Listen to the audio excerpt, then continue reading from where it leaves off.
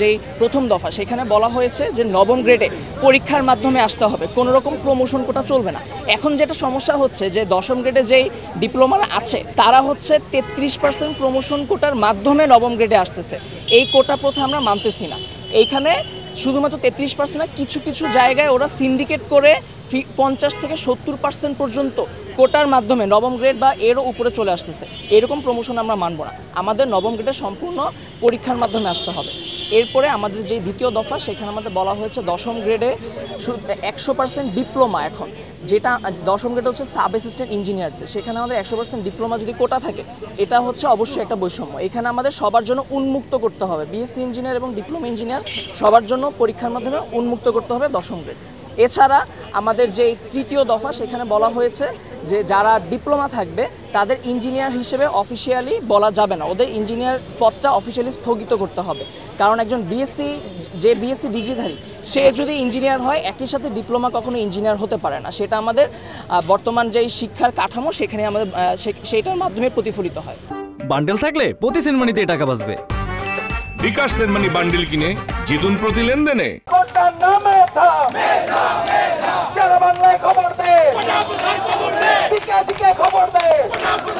2013 সালে এই যে আপনার রাস্তায় তারা রাস্তা ব্লকেট করে তারা 35টা গাড়ি ভেঙে অনেকগুলো জায়গায় বোম্বিংও করছে।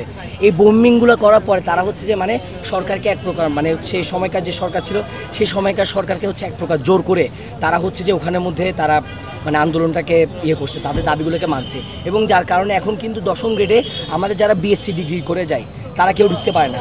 শুধুমাত্র ঢুকতে পারে কারণ মানে যারা আপনার ডিপ্লোমা করছে, ডিপ্লোমা করে পরে হচ্ছে যে হয়তো ডুয়েট থেকে বের হয়েছে, বা আপনার অনেকে আছে এরকম যে ডিপ্লোমা করে প্রাইভেট থেকেও বিএসসি করে, এরকম কিন্তু করা যায়। ডিপ্লোমাদের তারা যদি আসলে নবম গ্রেডে ঢুকতে চায় আমাদের তো তাদের অপশন আছে।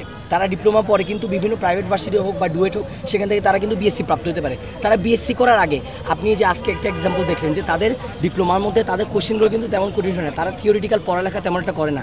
বাট ইঞ্জিনিয়ার যে শব্দটা, এই শব্দটার অন্তর্বর্তী কিন্তু একটা জিনিস হচ্ছে তাদের থিওরিটিক্যাল নলেজ দরকার। আমি মানি যে ডিপ্লোমাদের প্র্যাকটিক্যাল নলেজ আসলে ভালো, ঠিক আছে, তারা হয়তো হাতে কলমে কাজ করতে পারে, বাট তারা থিওরির ব্যাপারে তাদের তেমন একটা ভালো আইডিয়া থাকে না। তাদের যে থিওরিটা মানে ভালো করে অ্যাকোয়ার করার জন্য তাদের তো বিএসসি ডিগ্রি নিতে হবে, তাই না?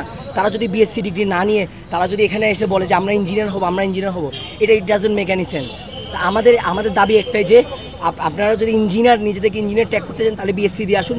বিএসসি ছাড়া আমরা কোনো দেশে ইঞ্জিনিয়ার মানে নিজেকে কেউ ইঞ্জিনিয়ার দাবি করতে পারবে না কেউ যদি বিএসসি না হয়। আমাদের দাবিগুলোর মানে মূল কথা হচ্ছে এটাই। আপনারা জানেন যে দশম গ্রেডে পুরোপুরি ডিপ্লোমাদের কোটা দেওয়া হয়, 100% ডিপ্লোমাদের অধিকার রয়েছে সেখানে।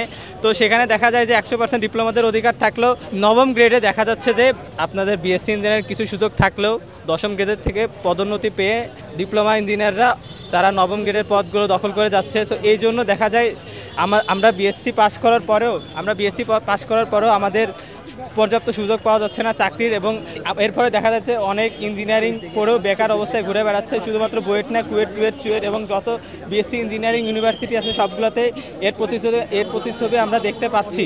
তো দেখা যায় যে নবম গ্রেডে যদি আমাদের চাকরির সুযোগগুলো করে দেওয়া যায় এবং দশম গ্রেডেও যদি আমরা চাকরির সুযোগগুলো পাই এবং পরীক্ষা দিতে পারি তাহলে দেখা যায় যে সঠিক মূল্যায়িত হতে পারবে।